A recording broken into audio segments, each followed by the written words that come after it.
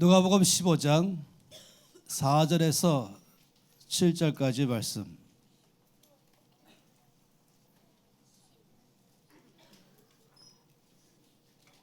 가끔은 이게 안 떠오르네.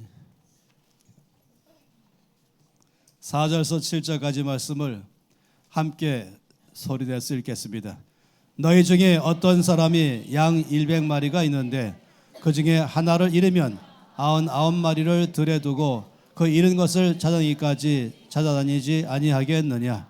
또 찾아낸즉 즐거워 어깨에 메고 집에 와서 그 웍과 이웃을 불러 모으고 말하되 나와 함께 즐기자. 나의 잃은 양을 찾아내었노라 하리라. 내가 너에게 이르노니 이와 같이 죄인 한 사람이 회개하면 하늘에서는 회개할 것 없는 의인 99마리 기뻐하는 것보다 더하리라. 아멘.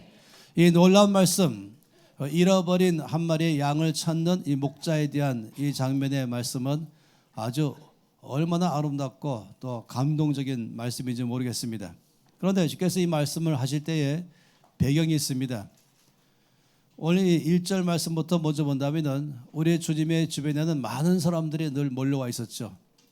그 사람들 중에 크게 두 종류의 사람들이 있습니다. 하나는 무엇보다도 세리들과 죄인들이 주의 말씀 들으려고 몰려왔습니다. 주님은 언제나 그들 무리 가운데 둘러싸여 계신 것이죠. 그런데 이렇게 주님 주변에 당시에는 가장 버림받은 사람들, 소외된 사람들, 이런 사람들이 주의 주변에 늘 몰려오니까 또 다른 무리가 있었습니다. 이들은 늘 못마땅했죠. 주님이 그렇게 하시는 것도 못마땅하고 또 그런 사람들이 주변에 둘러싼 것도 상당히 못마땅했습니다. 바로 그들은 바리새인들과 서기관들이죠. 이들은 늘 이런 장면 보면서 서로 늘 수군수군거렸습니다.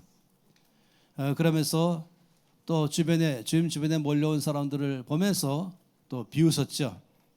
왜냐하면 이들 생각에는 저들은 사회에 전혀 쓸모없는 쓰레기 같은 존재다 라고 당시에 생각했습니다.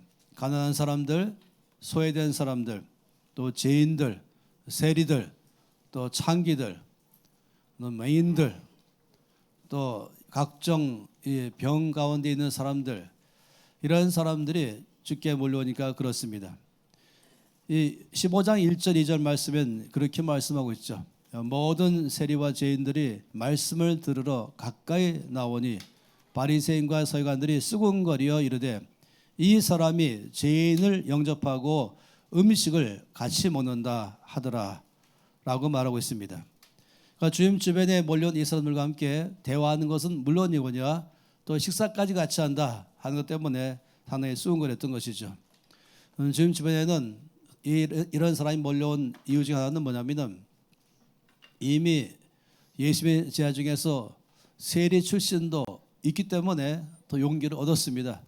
주께서 저런 사람까지 제자로, 그것도 최초의 몇 안 되는 제자를 삼을 때에 세리까지 있다는 자체가 이들이 주께 올 수 있는 용기가 생긴 것이죠. 더군다나 세리장까지 왔어요. 세리들 중에서 두목이죠. 그러니까 삭개오가 바로 세리장이었습니다. 그러기 때문에 이런 사람들이 주께 오는 것이 조금 더 어렵지 않았던 것이죠.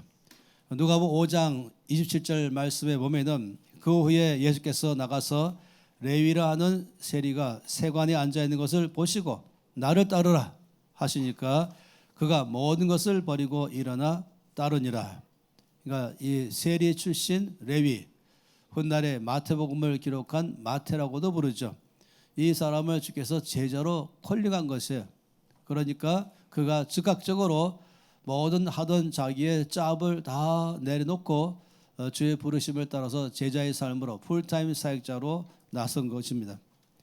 레위가 예수님을 위하여 자기 집에서 초청해서 큰 잔치를 벌였습니다.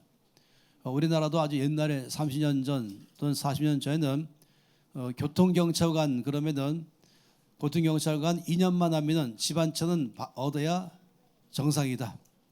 경찰관 2년간 하고도 집 한 채 얻지 못하면 바보다. 뭐 이렇게 말할 정도로 이 사람들의 돈을 많이 뜯는 사람이죠. 더구나 세리는 더 심했습니다. 정해진 액수보다도 좀 더 뜯어가지고 나머지는 다 착보이기 때문에 돈이 많았죠. 그럴 때 레위도 제자의 삶으로 들어가면서 자기 집에 예수님을 초청했습니다. 동시에 주님만 간 것이 아니었죠. 말씀 보니까 그때 다른 세리들도 왔다라고 말했습니다. 그리고 이들이 다 주님의 주변에 많이 앉아있다라고 했어요. 이들은 평판이 당시에 좋지 않은 사람들이었습니다. 바리새인들과 서기관들이 그 제자들을 비방하여 말하기를 너희가 어찌하여 세리와 죄인과 함께 먹고 마시느냐. 이 메시지 성경에는 이 세리를 뭐라고 번역했냐면 사기꾼 이렇게 말했습니다. 굉장한 것이죠. 그러면서 상당히 비웃었습니다. 주님은 이런 사람들에게 답변했어요. 이 바리새인과 서기관들이 왜 당신은 저런 사기꾼 같은 사람들, 사회의 쓰레기 같은 사람들과 함께 식사합니까? 하니까 5장 31절부터 말씀하시기를 예수께서 대답해 이르시되 건강한 자에게는 의사가 쓸데없고 병든 자에게만 쓸데있다. 내가 의인을 부르러 온 것이 아니고 죄인을 불러 회개시키려고 왔다라고 말씀했습니다. 사실상 건강한 사람에게 의사가 필요 없지 않습니까?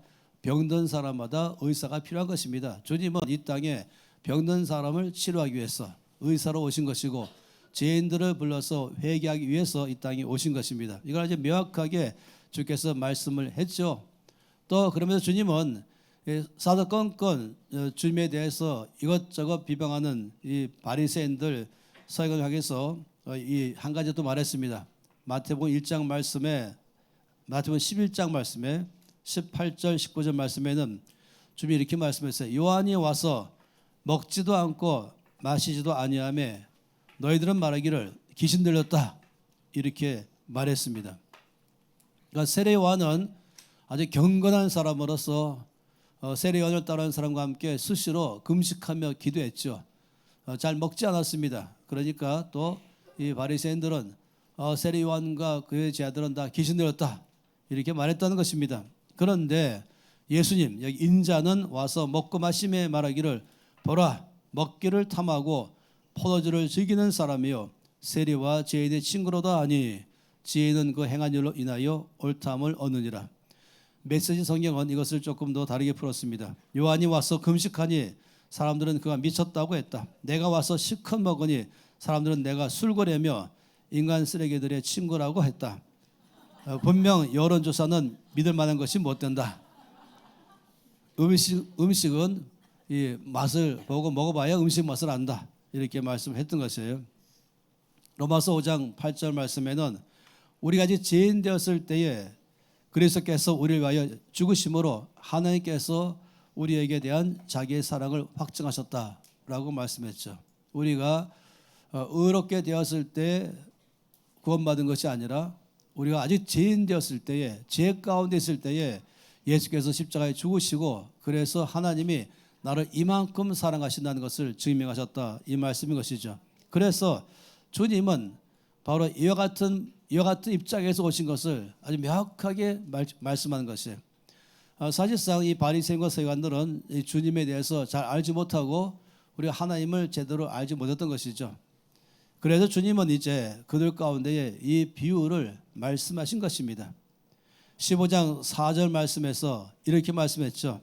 너희 중에 어떤 사람이 양 100마리가 있는데 그 중에 하나를 잃으면 99마리를 들에 두고 그 잃은 것을 찾아내기까지 찾아다니지 아니하겠느냐라고 주께서 반문했습니다. 그러니까 누구든지 한번 생각해보라. 너희가 양이 100마리가 있는데 이제 한 마리 한 마리를 다 쉬지 않습니까? 쉬면서 양 우리 안으로 다 들여오는데 계속 쉬어도 99마리인 것이에요. 두 번 쉬고 세 번 쉬어도 여전히 99마리죠. 그 한 마리가 없는 것이에요. 그러면 당연히 어떤 목자랄지라도 그렇다면 이 99마리 양을 놔두고 잃어버린 한 마리 양을 찾아 나서는 것이 정상이 아니냐 이 말씀을 주께서 하신 것입니다. 그러면서 주님의 마음을 지금 표현한 것이죠. 누가복음 19장 10절 말씀에는 명확하게 말씀하시기를 인자가 온 것은 예수님을 늘 가리켜 말한 것이죠. 잃어버린 자를 찾아 구원하려고 왔다라고 말씀했습니다. 주님이 이 땅에 오신 근본적인 목적은 잃어버린 자를 찾아서 구원하기 위해서, 또 병든 자를 만나서 치료하기 위해서. 그러니 주님은 잃어버린 자를 찾아가시고 병든 자를 만나시고 상한 자를 만나시고 묶인 자를 자유케 하시는 것, 이것이 바로 주께서 늘 하실 일인 것이에요. 그러니 주님 주변에 그런 사람들이 모여오는 것은 당연하다라고 말한 것입니다. 바리새인과 서기관들은 정말로 복음을 잘 이해하지 못했습니다. 이들은 예수님을 잘 이해 못했습니다. 이들은 하나님 나라를 잘 이해 못했습니다. 아주 심하게 말하면 기독교를 제대로 잘 이해하지 못한 것이죠. 오늘 이 말씀은 기독교의 근본적인 정신도 말하는 것이고, 우리 주께서 이 땅에 왜 오셨는지를 말한 것이고, 주님은 누구를 찾으시는지, 어떤 사람이 주님을 만나러 가는지 이것을 잘 말씀하고 있는 것입니다. 이 땅에 오신 주님의 목적을 말씀할 때에 지금 이 양 한 마리 잃어버린 것 찾아 나서는 것을 말씀한 것입니다. 이 말씀하실 때 보니까 이 목자는 온통 생각이 꽉 차 있는 것은 잃어버린 양 한 마리로 머릿속에 꽉 차 있습니다.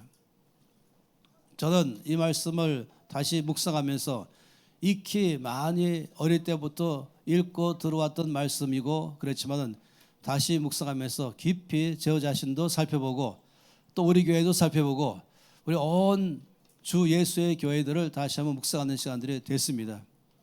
이 한 마리의 양을 잃어버릴 때도 별로 생각이 없이 99마리 양만 잘 지키지 이런 목자가 누가 있냐는 것이에요. 그런데 혹시라도 그 잃어버린 한 마리 양을 찾아내기까지 찾아 나서는 이런 일이 이 기독교의 근본인데, 이것이 누구나 목자라면 근본인데, 흔히 많이 말하는 셀 리더가 50부장, 100부장, 목회자가 적어도 그런 마음을 갖는 게 정상이라고 말씀을 하는 것이죠. 왜 이 양을 말씀하는 것이 이 목자에게 굉장히 중요하냐면은, 목자는 양을 너무 잘 알고 있어요. 양의 상태를 너무 잘 알고 있어요. 모든 짐승 중에서 가장 미련한 짐승이 양입니다. 이 분별력 제로, 판단력 제로, 이게 양의 특징이라고 말하고 있어요. 그리고 성경은 우리 모든 사람들을 또 이 양과 똑같은 성격이다라고 말씀하고 있습니다.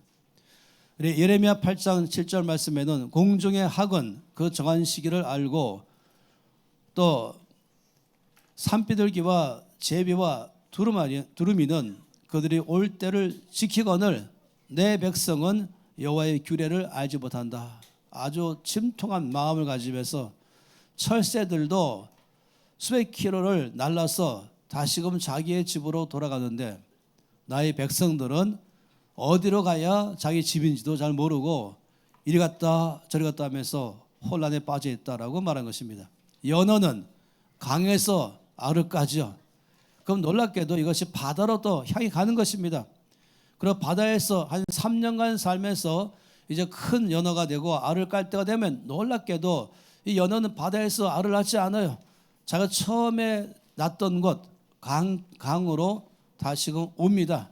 이 사실은 잘 아는 것이죠. 어떤 경우는 이 5m, 10m의 폭포 떨어지는 것 위에까지 그 강하게 세차게 내리치는 폭포를 힘있게 거슬러 올라가서 자기가 처음에 알을 낳았던 그 장소까지 가서 거기서 연어가 알을 낳는 사실은 누구나 다 아는 사실인 것입니다. 그런데 양은 그렇지 않은 것입니다. 이 놀랍게도 양은요, 스스로 자기 먹을 것을 찾아 나설 줄을 모릅니다. 스스로 양식을 얻을 만한 능력 자체가 없는 것이에요. 사나운 짐승이 오면은 몹시 당황해하면서 어디로 도망가야 제대로 갈 것인지 이건 생각도 안 해요. 무조건 튀기 시작합니다. 그래서 사방으로 아무렇게나 다 도망가다 보니까 아주 잡아먹히기 십상이죠. 이사야에서 53장 6절은 이런 이 사람의 모습과 양의 모습의 똑같음을 잘 말씀했습니다. 우리는 다 양 같아서 그릇 행하여 각기 제 길로 갔거늘 여호와께서는 우리 모두의 죄악을 그에게 담당시키셨도다. 우리 모두를 가리켜 말하기를 양과 똑같다. 오늘 이 양에 대한 이야기는 이건 우리가 다 눈치를 채겠지만은 바로 잃어버린 양이 바로 나이구나. 양의 모든 습성과 상태가 바로 나를 가리켜 말하구나. 이걸 아는 것이죠. 제가 재미있는 사실을 발견했어요. 이 양떼들 사이에 순염소를 목자들이 띄엄띄엄 섞어 놓습니다. 순염소 아시죠? 뿔도 있고 수염도 있어요. 왜 그러냐 했더니 일단 산한 짐승이 오면은 이 양떼들이 야, 저 순염소가 힘이 우리가 센가 보다, 우리 지켜줄 수 있는가 보다 해서 그땐 도망가지 않고 그 순염소 중수를 쫙 모인다는 것입니다. 그냥 말도 안 되는 것이죠. 그런데도 그렇게 해서 일단 흩어지지 않게 하기 위해서 순염소를 양떼들 사이에 가끔 둔다라고 말한 것입니다. 그러니 오늘 이 목자는 한 마리 양이 이 무리 가운데서 사라졌으니 걱정이 태산인 것입니다. 어디서 헤매는지, 도대체 양이 어떤 상태인지 너무 잘 알기 때문에 방향 감각도 없고 자기 집으로 돌아온 것은 빵점이고 어디 구덩이에 빠져서 허우까지리지는 않는가, 숯불에 걸려서 옴삭달싹 못하고 절절매진 않는가, 혹시 사나운 짐승에게 잡혀 먹혀 죽지는 않은가. 이것이 바로 목자의 마음속에 끝없이 걱정거리로 근심으로 꽉 차버린 것입니다. 그러니 목자는 가만히 있을 수가 없는 것입니다. 저는 제가 이 중학교 때 초등학교 고학년인지 모르지만은 그 당시에 저희 누이동생들 때문에 걱정했던 하루를 평생 잊지 못합니다. 저에게는 3살 밑에 여동생, 5살 밑에 여동생, 8살 밑에 여동생 3명이 쭈르 있습니다. 그럼 막내가 남동생이었습니다. 그런데 이 3명이 이제 막 10살 막 지나거나 10살 직전의 이 아이들이 저녁에 와야 될 시간까지도 아직 안 오는 거예요. 이때 오빠의 마음이 꽉 걱정으로 꽉 찼어요. 별별 상상이 다 되고 어떻게 어려움을 당하지 않는가. 한 2시간 지나서 아무렇지 않게 올 때 아주 마음이 상당히 어려웠습니다. 부모가 자식을 대해 갖고 있는 마음은 이보다 훨씬 더 강하죠. 이 가운데서 자식을 키운 부모이라면은 이 자식 때문에 밤잠 못 자본 경험이 다 있죠. 음식 맛도 소화가 안 되고 이 아이가 지금 잘 있는지 그리고 어떻게 됐는지 그것 때문에 어려운 경우들이 있는 것입니다. 심지어 가출한 아들, 딸 때문에 걱정한 부모는 제 마음을 너무 잘 이해할 것이에요. 그만큼이나 종일 동안 생각이 꽉 차 있는 것입니다. 양들은 어떤 동물과 비교되지 않을 만큼이나 정말로 길을 찾아올 줄 몰라요. 사는 방법도 몰라요. 말씀드렸죠. 스스로 먹을 것을 찾는 방법도 몰라요. 늘 목자가 먹을 수 있는 것으로 이끌어줘야 되고 늘 쉴 만한 곳으로 이끌어줘야 되고 그리고 늘 어디서 물을 마실 만한 물가로 이끌어줘야만 되는 것이고 언제나 이 목자는 이 양들을 지키기 위해서 이 지팡이와 막대기를 갖고 있는 것이에요. 이 지팡이는 혹시 웅덩이에 빠졌으면 딱 모에 걸어서 올리기 위한 것이고 어디 수풀에 걸렸으면 그걸 잡아 빼기 위한 것이고 막대기는 이 사는 짐승이면 때려서 저되게 해서 지팡이 막대기를 말한 것입니다.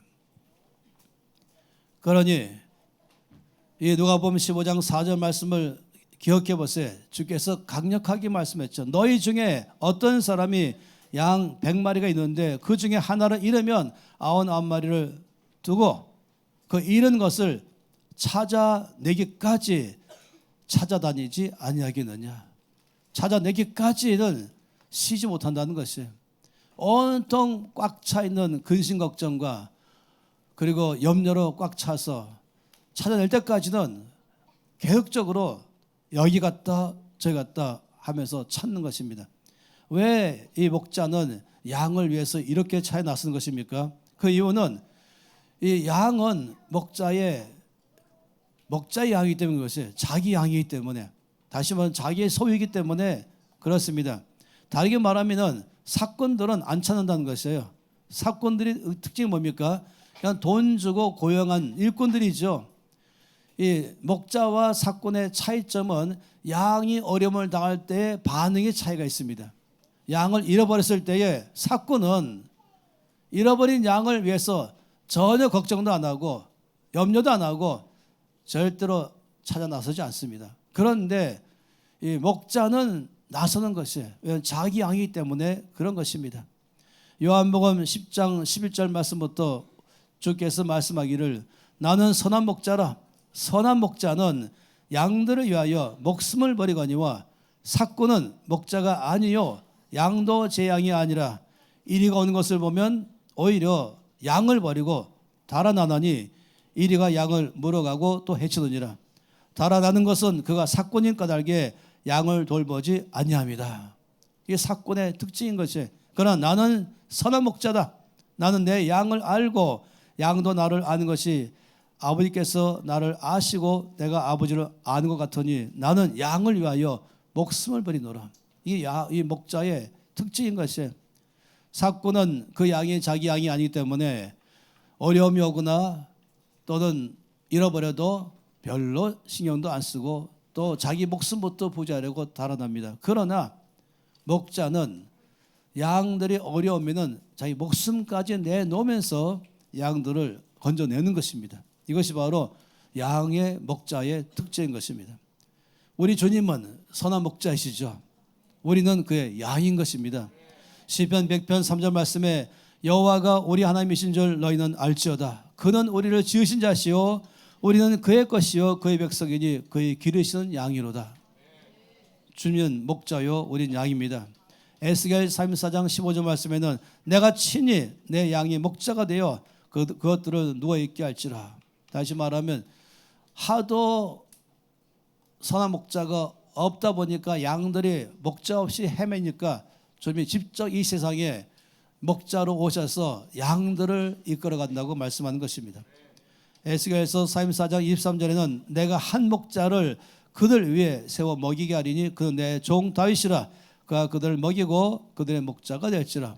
이건 물론 이 다윗 왕을 하나님 맡긴 모든 양떼들을 돌보는 목자로도 부른 것도 말씀하지만 이것은 또한 예수 그리스도를 가리켜 말하기도 하는 것입니다.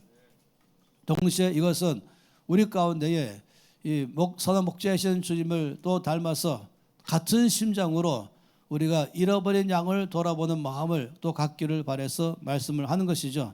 그래서 그 중에 하나를 잃어버리면 이렇게 말한 것이에요. 목자의 마음이 얼마나 아프겠어요.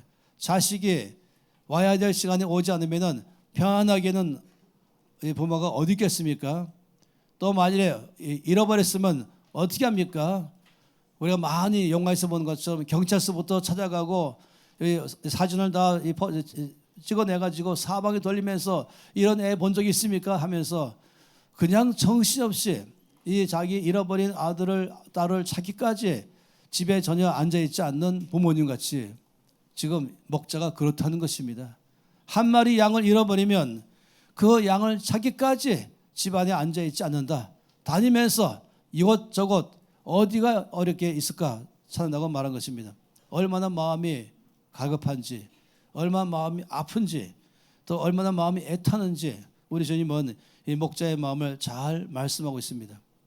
에스겔서 34장 4절 말씀에는 양들에 대해서 분류해 놨습니다. 너희가 그 연약한 양을 강하게 하지 아니하며 병든 자를 고치지 아니하며 상한 자를 싸매주지 아니하며 쫓기는 자들을 돌아오게 하지 아니하며 잃어버린 자를 찾지 아니하고 다만 포악으로 그것들을 다스렸도다. 이 말씀은 이제 나쁜 목자에 대해서 지금 말씀하지만 이 말씀을 바꿔서 말해본다면 이런 종류의 양들이 있다라고 말한 것이죠. 다시 말하면 연약한 양, 병든 양, 상한 양, 쫓기는 양, 잃어버린 양. 이것이 우리 온 교회 안에 늘 셀리더 모임에서 말하지만 우리 온 성도는 이 중에 하나로 분류가 됩니다. 이 5종류로 분류됩니다. 연약한 자, 병든 자, 상한 자, 쫓기는 자, 잃어버린 자. 그런데 스가랴서 11장 6절 말씀에는 한 종류를 더 말합니다. 보라 내가 한 목자를 이 땅에 일으키리니 그가 없어진 자를 마음에 두지 아니하며 흩어진 자를 찾지 아니하며 상한 자를 고치지 아니하며 강건한 자를 먹이지 아니하고. 이 말씀은 다르게 말한다면 목자라면은 없어진 자를 마음에 두고 애타면서 찾고 흩어진 자를 찾아내고 상한 자를 고치며 또 강건한 자는 먹인다라고 말한 것입니다. 그러니까 총 6종류의 양이 있다고 말합니다. 강건한 자, 연약한 자, 병든 자, 상한 자, 쫓기는 자, 잃어버린 자. 목자의 마음은 어디에 있습니까? 모두에게 있는 것입니다. 모두를 돌아보는 것입니다. 그런데 가장 목자의 마음이 어려운 것은 그래도 양 우리 있지 않냐고 잃어버린 양, 우리 바깥에 있는 양에 대해서 마음이 걱정이 많은 것이, 왜냐하면 그러면 이 양을 너무 잘 알기 때문에 어디서 헤매고 있는지, 자기가 있어야 될 것, 자기가 해야 할 것 전혀 알지 못하고 방황하는 것이 양이기 때문에 차에 나선다라고 말씀을 하고 있습니다.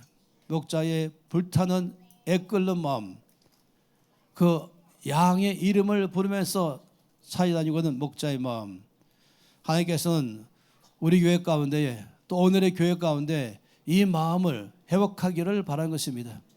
제가 주 앞에서 저를 살피면서 나는 선생인가 아비인가, 나는 목자인가 그냥 말씀만 전하는 사람인가, 저를 돌아보면서 주께서 절대 그렇게 말하지 말아라, 모든 사람들은 다 하나님의 어린 양이면서 동시에 모든 사람은 다 다른 사람들을 대할 때마다 목자의 마음으로 대해야 된다라고 말한 것입니다. 그러니 찾아내기까지 쉬지 않는다, 찾을 때까지 찾아다닌다, 끝까지 찾아낸다. 이것이 바로 이 목자에 갖고 있는 상태라고 말한 것입니다. 기억하세요. 찾아내기까지 쉬지 않는다, 찾을 때까지 다닌다, 끝까지 찾아낸다. 이게 주께서 원하시는 이 교회 안에 성도들을 향한 모습이요, 목회자의 모습이요, 모든 셀 리더들의 모습을 이렇게 가지라고 말씀하는 것입니다. 잃어버린 양을 찾았을 때에 목자의 마음은 어떻겠습니까? 이 15장 5절 6절 말씀에는 또 찾아낸 즉 즐거워 어깨에 메고 집에 와서 벗과 이웃을 불러 모으고 말하되 나와 함께 즐기자, 내가 잃은 양을 찾아내었다. 예, 찾아내면 이제 어깨에 메고 너무너무 힘들고 피곤해 있고 상했던 이 양은 스스로 걷기도 어려운 것이 너무너무 두려워서 여지 돌고 있는 것이죠. 그러니 걱정하지 마라 하면서 아예 두 발 두 다리를 잡고 목에다가 걸쳐갖고 오면서 이제 집으로 온다는 걸 말한 것이죠. 길을 잃고 헤매고 벌벌 떨고 어쩔 줄 몰라고 하는 그런 상처 입은 양을 찾으면 바로 두 손으로 번쩍 들어 올려서 안아주고 그리고는 목에 걸친다는 것이에요. 어느 목자가 양이 숯불에 걸려 있는데 가서는 막 야단부터 칩니까? 운에 빠졌으면 뭐 야단부터 칩니까? 그리고 앉혀놓고서 양 앞으로 여기 빠지면 안 돼, 누가 그렇게 말합니까? 양은 빠지는 것이에요. 제가 오늘 다시 보면서 주께서 말씀하기를 우리 모두는 양 같다라고 말씀하고 있습니다. 저도 봐도 그렇고 다 마찬가지예요. 헤매기를 잘하는 것이죠. 그런데 양을 찾으면 야단치고 고함치고 앉혀놓고 가르치는 것이 아니라 괜찮아, 이제 안심이야, 두려워하지 마라, 내가 있잖아 하면서 양을 강하고 부드러운 손으로 붙잡아주는, 번쩍 안는 이 목자의 모습이 보이는 것입니다. 이 칠판이 있다면 제가 한 가지 그림을 좀 보여주고 싶어요. 되나요? 칠판이? 안 되나요? 안 되고 있네. 안 됐어요 아까? 오케이. 자, 그림. 일단은 목자가 어린 양을 안고 있는 이 친근한 모습, 우리 주님이 목자로서 양을 안고 있는 모습, 이 그림도 유명하죠. 이 골짜기에 어쩔 줄 몰라서 이제 조금 미끄러져 벼랑에 떨어지기 직전에 발견된 이 양, 이 목자가 위태위태하지만 그냥 자기도 발을 걸치면서 야 빨리 올라와 하면서 손을 잡아 끌고 있는 이런 이 목자의 모습. 또 다른 그림은 제가 못 찾았지만은 이 지팡이로 목을 딱 걸어가지고 끌어올리는 것도 있는 것입니다. 이거 보세요. 이건 바로 양 치고 있는 또 한 명의 목자가 있지 않습니까? 양이 와서 곰이 와서 양을 꽉 입에 물고 달아날 때 쫓아가서 자기보다 덩치가 엄청나 크다 할지라도 이 목자는 양을 살리기 위해서라면 기꺼이 자기 목숨까지 버리면서 싸워가고 있는 이 장면, 감동적인 장면인 것이죠.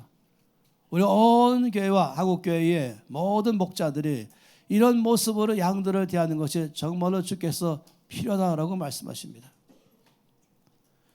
이 사자를, 양을 물고 달한 사자에게 쫓아가는 목동이 있지 않습니까? 목자가 내놔 하면서, 도대체 이 말이 됩니까? 이 곰과 사자가 왔으면 도망가는 게 정상인데 사꾼은 도망가지만 자기 양이 아니기 때문에, 그러나 목자는 자기 목숨까지 버리면서라도 양을 이 사나운 짐승 이 곰과 사자 입에서 건져낸다라고 말한 것입니다. 여기 지금 이 양이 부들부들 떨면서 혼자서 헤매다가 있는 어느 동굴 입구에 조금 벼랑이 있는 이 절벽이잖아요. 드디어 발견했죠.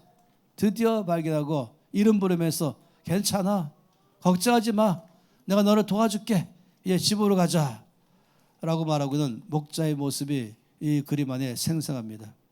그리고는 이제 거기서 건져내고 벌벌 떨고 있는 이 어린 양을 가슴에 꼭 껴안고 있는 목자의 모습, 우리 주의 모습이 이 가운데 있는 것이죠. 그리고는 이제 집에 가자 하고는 아예 너 앞에 앞장서 안 하지요.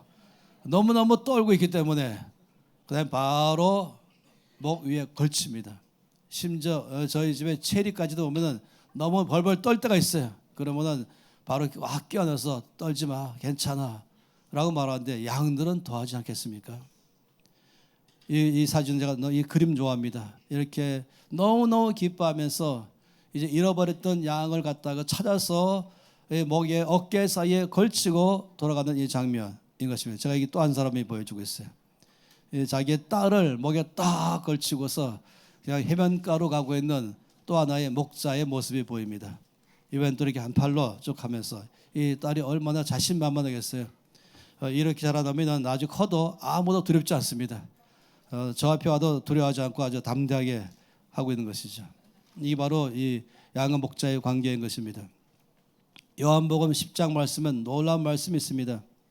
28절 29절 말씀에는 내가 그들에게 영생을 주노니 영원히 멸망하지 아니할 것이요, 영원히 멸망하지 않을 것이다. 내가 주는 영생, 영원한 보장이 있는 것이다. 또 그들은 내 손에서 빼앗을 자가 없느니라. 그들을 주신 내 아버지는 만물보다 크심에 아무도 아버지 손에서 빼앗을 수 없느니라. 여기 두 손이 이 말씀 안에서 있지 않습니까? 하나는 바로 예수 그리스도의 손이요, 또 하나는 바로 하나님 아버지의 손입니다. 아무도 이 두 손에서 우리를 빼앗아 갈 자가 없다라고 지금 말씀을 하고 있는 것이에요. 이것이 굉장한 것이죠. 상현이 앞으로 한번 나와봐라. 여기 올라와봐. 이것을 제가 잘 보여주는 장면이에요. 일로 와봐. 조금 잡을 수 있게. 자, 오른손으로 날 잡아 이렇게. 여기 팔 잡아. 딱 잡는 거지. 이게 잡았잖아요. 이제 상현이가 예수님의 손을 잡았어요. 그 다음에 또 한 손이 뭐랬습니까? 또 한 손은 아버지 손입니다. 잡았어요. 그 다음에 이제 상현이가 손을 놨어요.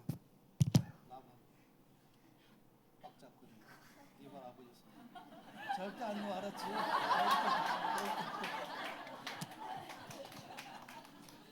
바로 이것을 말한 것이, 주님의 손이 나를 잡고 또 아버지 손이 나를 잡았으니 내가 가끔 힘 빠지고 바보 같은 행동할 때도 주님 말씀하기를 아무도 너를 내 손에서 빼앗을 자가 없어. 사나운 짐승이 와도 곰이 와도 사자가 와도 아무도 너를 빼앗을 수 없어. 이제 괜찮아. 두 손으로 안아주시면서 한 손은 예수님의 손, 한 손은 만유보다 크신 하나님 아버지의 손이 꽉 잡고 있는 게 바로 저와 여러분인 것입니다. 두려워하지 마십시오. 여러분과 저는 미련한 게 정상입니다. 자기 손으로 밥도 잘 챙기지 못한 사람이 우리라고 말하고 있어요. 길도 집도 갈 줄 모르고 헤매기를 잘하는 것이죠. 신명기 1장 31절에는 말씀하시기를 광야에서도 너희가 당하였거니와 사람이 자기의 아들을 안는 것 같이 너희 하나님 여호와께서 너희가 걸어온 길에서 너희를 안으사 이곳까지 이르게 하셨느니라. 광야 40년간 올 때에 그 험한 길을 어떻게 온지 아느냐? 바로 아버지가 아들을 안는 것 같이 바로 하나님께서 너희를 안고 여기까지 오게 하셨다. 그러니 내가 어떻게 살아갈까 염려하지 마세요. 우리의 목자이신 예수께서 우리를 안고 이 모든 험한 길을 가게 할 줄 믿습니다. 신명기 33장 말씀에는 12절 말씀에 베냐민에 대하여는 일렀으되 여호와의 사랑을 입은 자는 그 곁에 안전히 살리로다. 바로 하나님의 그 사랑 안에 옆에 안전히 살리로다. 여호와께서 그를 날이 마치도록 보호하시고 그를 자기 어깨 사이에 있게 하실 것이다. 밤새도록 보호해 주시고 어둠 속에서도 보호하시고 그 정도가 아니라 아예 어깨 사이에 어깨 사이에 이렇게 들어 매가지고 그러니 아무도 나를 위협할 수 없는 것입니다. 하나님의 사랑으로 우리 가운데 말씀한 것이죠. 저는 이 말씀 보면서 우리 모두는 한때는 잃어버린 양처럼 살았습니다. 그러나 목자이신 주께서 우리를 찾아오셔서 우리를 데리고 우리의 가장 안전한 아버지 집으로 이끌어 가셨죠. 그리고 또 주님 말씀하십니다. 이 누가복음 15장 7절 끝에서 내가 너에게 이르노니 이와 같이 죄인 한 사람이 회개하면 하늘에서는 회개할 것 없는 의인 99으로 말미암아 기뻐하는 것보다 더할 것이다. 그러니 주님은 잃어버린 자, 헤매는 자, 약한 자, 병든 자, 쫓기는 자 주님은 정죄하지 않으시고 이해해 주시고 찾아가시고 자기까지 돌아오지 아니하시고 반드시 찾아내셔서 그 어깨 위에 얹으시고 아버지 집으로 무사히 돌아가는 것입니다. 그러니 주께서 말씀하기를 너희가 이와 같이 큰 사랑을 입었으니 서로를 이처럼 대하라고 말씀하십니다. 베드로전서 1장 22절에는 너희가 진리를 순종함으로 너희 영혼을 깨끗하게 하여 거짓이 없이 형제를 사랑하기에 이르렀으니 마음으로 뜨겁게 서로 사랑하라. 거짓이 없는 사랑으로 사랑하고 마음으로부터 뜨거운 사랑으로 서로 사랑하라고 말씀하십니다. 요한복음 13장 34절 35절에는 새 계명을 너에게 주노니 서로 사랑하라. 내가 너희를 사랑한 것 같이 너희도 서로 사랑하라. 너희가 서로 사랑하면 이로써 모든 사람이 너희가 나의 제자인 줄 알 것이다. 우리 교회와 주 예수의 모든 교회는 주께서 나를 이처럼 사랑하신 이 사랑, 잃어버린 한 마리 양을 위해서 목숨까지 버리면서 끝까지 찾으신 목자이신 주님의 사랑을 입은 나, 그래 여기까지 와 있다면은 우리 또한 이 그 사랑으로 서로를 사랑하라고 말씀하십니다. 서로 비방하고 수군거리고 정죄하고 비판하는 것, 그건 싹꾼들이 하는 것이죠.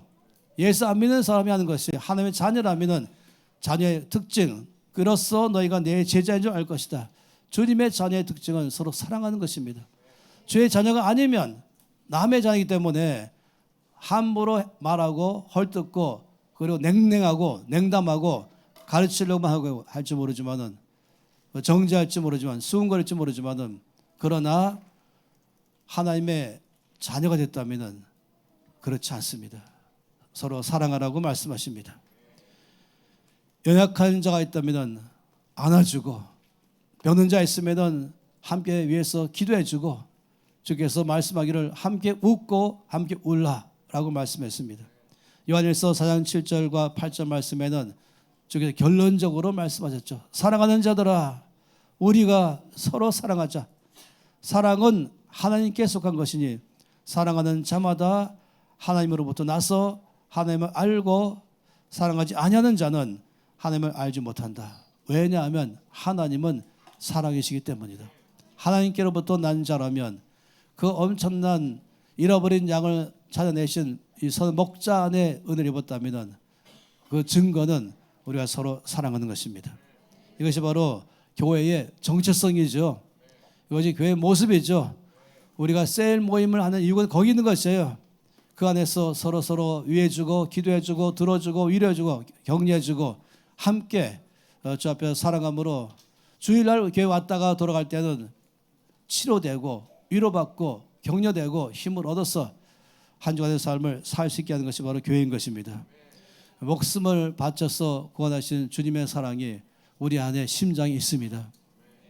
그러니 우리는 머리로 살지 말고 입으로 살지 말고 뜨거운 심장으로 우리는 서로 함께 살면 좋겠어요. 정말로 뜨겁게 피차 서로 사랑하는 삶을 사는 것, 이것이 주의 사랑을 입은 우리가 할 수 있는 것입니다. 누가 어려우면 바로 기도합시다. 함께 기도합시다. 함께 금식하면서 싸워주겠습니다. 누가 잘 되면 그러면 시기 질투가 아니라 같이 내일처럼 기뻐해주고 또 그거 가지고 자랑해주고 그리고 웃어주는 것, 이것이 바로 교회의 모습인 것입니다.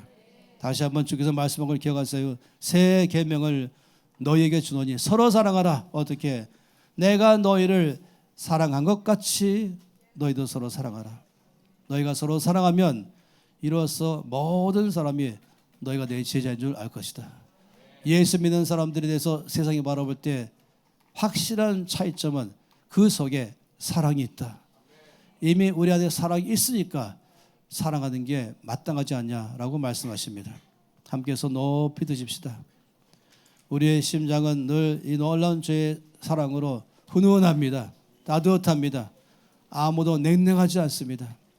혹시 실패했다면, 연약했다면, 상했다면 바로 병든 자를 치료하시는 예수님께로 가시면 됩니다. 잃어버린 자를 찾으시는 주께로 가면 됩니다. 주님이 두 손으로 안아주시고 위로하시고 그 어깨에 메시며 함께 아버지 집으로 가자, 즐거워하자 하신 그 놀라운 사랑입니다. 아버지 감사합니다 고백하고 싶어요. 이 놀라운 사랑으로 저를 사랑하신 아버지 감사합니다. 예수님, 선한 목자이신 예수님 감사합니다. 제가 바로 양입니다.